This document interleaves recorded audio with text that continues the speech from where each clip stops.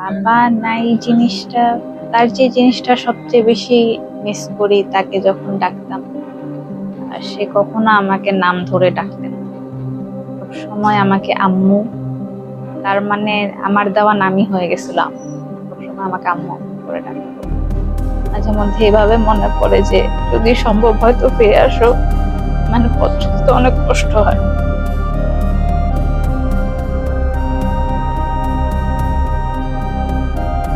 আব্বু, তুমি যেখানেই থাকো না কেন, আহ, আমি জানি যে তুমি জানো আমাদের সবকিছু দেখতেছো।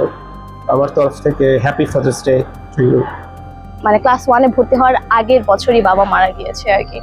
তো এই স্মৃতিটা কখনো হয়নি, তো এই জিনিসটা মিস করি আর কি, বাবার সাথে কোথাও যাওয়া।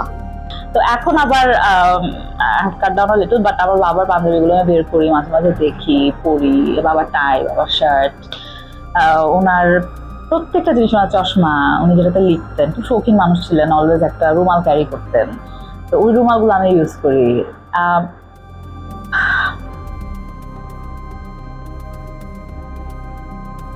আমি ওনাকে এটাই বলতাম যে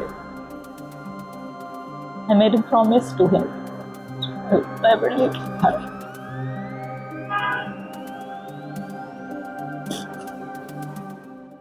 Sorry.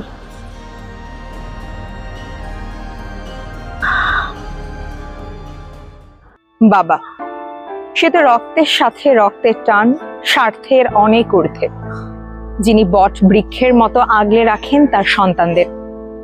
বিশ্ব বাবা দিবস উপলক্ষে ঢাকা ট্রিবিউনের বিশেষ আয়োজনে থাকছে বাবার জন্য খোলা চিঠি আকাশের ঠিকানায়।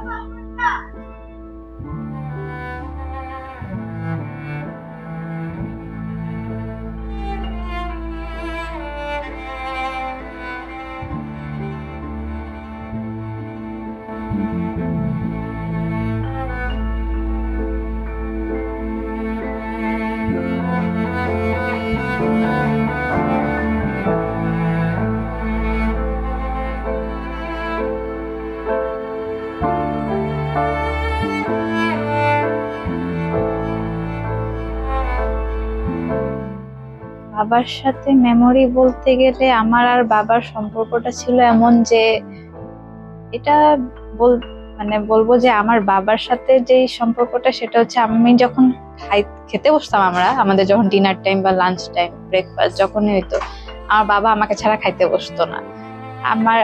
আমি হচ্ছে যে খুব স্লো ইটার, যে মানে খুবই আস্তে আস্তে খাই, অল্প অল্প করে। দেখা যাইতো কি আমার বাবা একটা কথা বলতো যে দাওয়াতে হচ্ছে যে সবাই খেয়ে উঠে যাবে কিন্তু তোমার মানে খাওয়া চলতে থাকবে। বাবা নাই জিনিসটা, তার যে জিনিসটা সবচেয়ে বেশি মিস করি তাকে যখন ডাকতাম, আর সে কখনো আমাকে নাম ধরে ডাকতেন না। সবসময় আমাকে আম্মু, তার মানে আমার দেওয়া নামই হয়ে গেছিল আম্মু। সবসময় আমাকে আম্মু আম্মু করে ডাকতো। এটা সবচেয়ে বেশি মনে পড়ে এটা। আর তার যে মাথা, সবসময় যে সে আমার মাথায় হাত রাখতো, আমি যখনই কোনো বিপদে পড়তাম বা কোনো কাজ যদি উল্টাপাল্টা করতাম, তখন বাবা যে সবসময় আমার পাশে থাকতো, সাহস দিত, বকাঝকা করতো সেটা আছে, কিন্তু সবসময় যে সাহস দেওয়াটা, পাশে থাকাটা।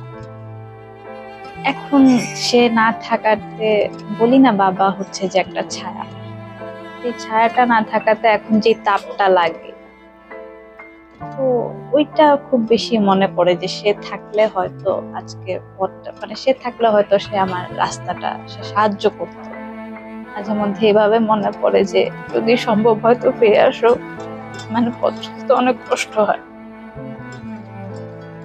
এখনো মনে করি যে সে অবশ্যই, আল্লাহ তাকে খুব ভালো রাখছে, সে নিশ্চয়ই দেখতেছে, সে অবশ্যই আজকে আমি এই যে পর্যায়ে আছি সে আমার জন্য চেয়ার আপ। আজকে সে থাকলে হয়তো খুবই খুশি হতো আমার যে এই সাংবাদিক হতে আসার যে পথ চলা, সেই আমার আদর্শ। আমার বাবার জন্য আমি যে মেসেজটা দিতে চাই, আমি সৃষ্টিকর্তার প্রতি বিশ্বাস রেখে বলছি যে আমার বিশ্বাস তার উপর যে আল্লাহ তাআলা নিশ্চয়ই তোমাকে অনেক ভালো রাখছেন। আর তোমার দেওয়া যে আশীর্বাদ দোয়া, সেই দোয়ায় আজকে আমি এত দূর আসছি। তোমার জন্য অনেক অনেক ভালোবাসা। হি ওয়াজ আ ভেরি অ্যাফেকশনেট পারসন, এবং অনেকের কাছ থেকে আমি শুনি যে বাবাদের সাথে তাদের একটা দূরত্ব থাকে বা একটা ভয়ের জায়গা থাকে বা তারা খুব স্ট্রিক্ট থাকেন।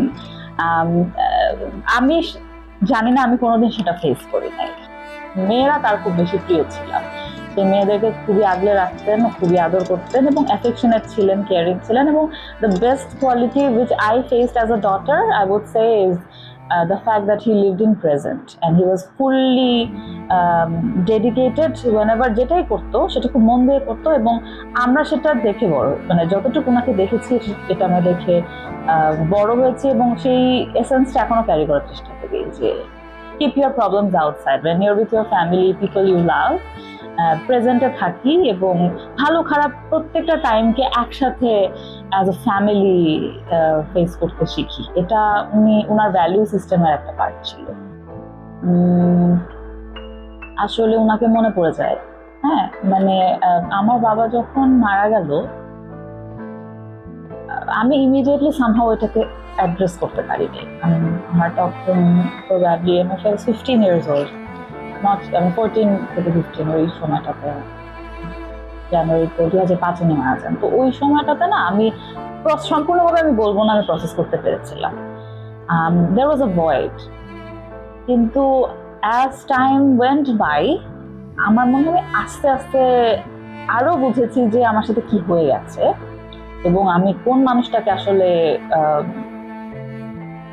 ফেলে সামনের দিকে আগাচ্ছি, এবং সেই মানুষটা আসলে আমার সাথে নাই। উনি থাকলে আমরা সবাই যে যার মতো থাকতাম, আমরা সবাই এক হয়ে থাকতাম।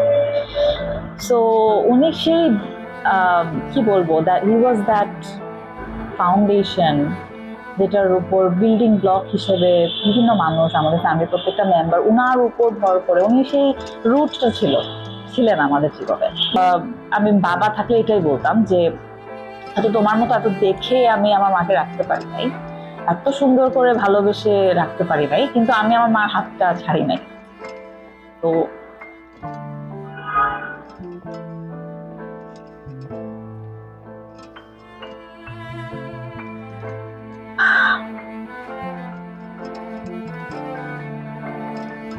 আমি ওনাকে এটাই বলতাম,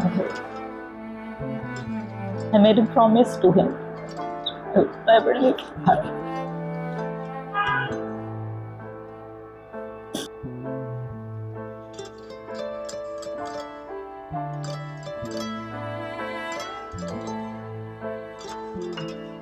আসলে আব্বু বেঁচে থাকতে কখনো ওইভাবে ব্যাংকের কাজ বা এই সংক্রান্ত জিনিসগুলো নিজেকে করতে হতো না, বা আমি চেষ্টা করতাম পক্ষে পালায় বাঁচার জন্য। কিন্তু আব্বু মারা যাওয়ার পরে যখন প্রথম এই জিনিসটা করি, মানে প্রথম দিন খুব মনে হচ্ছিল যে তাকে ফোন দিয়ে বলি যে দেখো আমি করে ফেলছি, দেখো। বাট ওইটাই আর কি, যে বলি যে দেখো করছি, এই জিনিসগুলো বেশ কষ্ট দেয় বা মন খারাপ হয়। আসলে বাবা মারা যাওয়ার পরে হঠাৎ পরিবর্তনের জায়গাটা আসলে অনেক বড়। মানে একেবারেই পরের দিন থেকে বাসার কর্তা হয়ে যাওয়ার ব্যাপারটা, যে কি সিদ্ধান্ত নেওয়া হবে, কি খাওয়া দাওয়া হবে, কি করতে হবে, ফিনান্সিয়াল ব্যাপারগুলো সবকিছু বিষয় এবং পারিবারিক অন্যান্য বিষয়ে আলোচনা বা অন্যান্য জিনিস, সব কিছু বিষয়, কোনো জায়গায় যদি যৌথ কোনো কাজ বা প্রজেক্ট থাকে সেইখানে কিভাবে সিদ্ধান্ত নেওয়া হবে।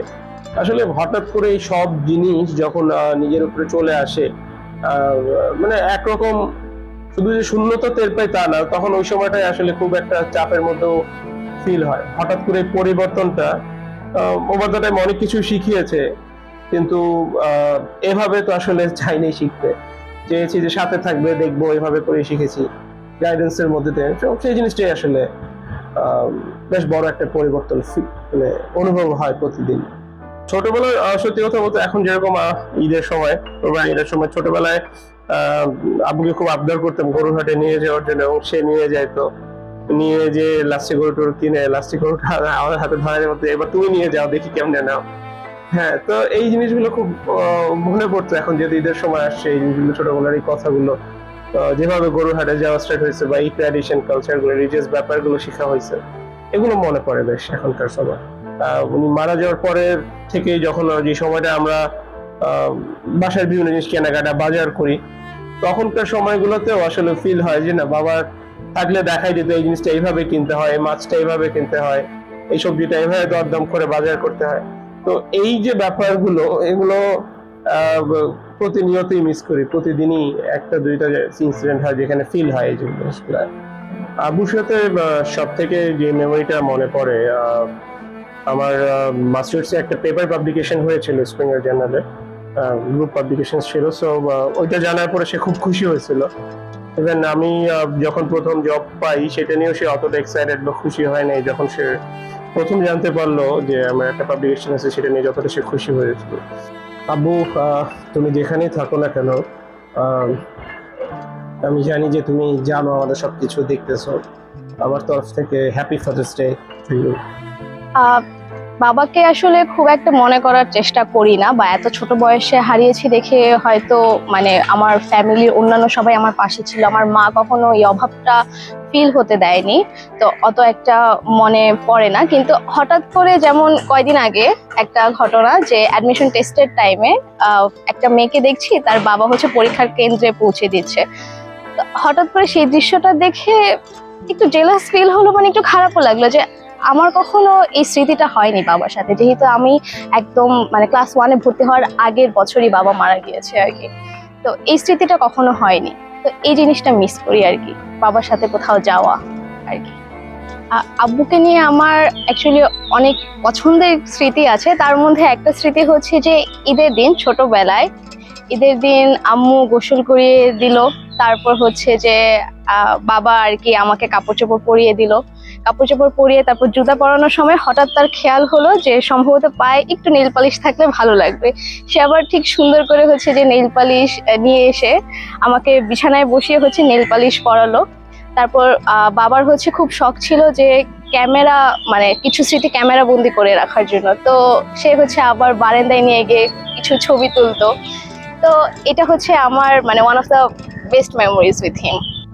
আমি এটাই বলতাম যে বাবা, তুমি তুমি কি প্রাউড আমি এখন যেই জায়গায় আছি, যেই অবস্থানে আছি, তুমি কি প্রাউড ফিল করো আমাকে নিয়ে?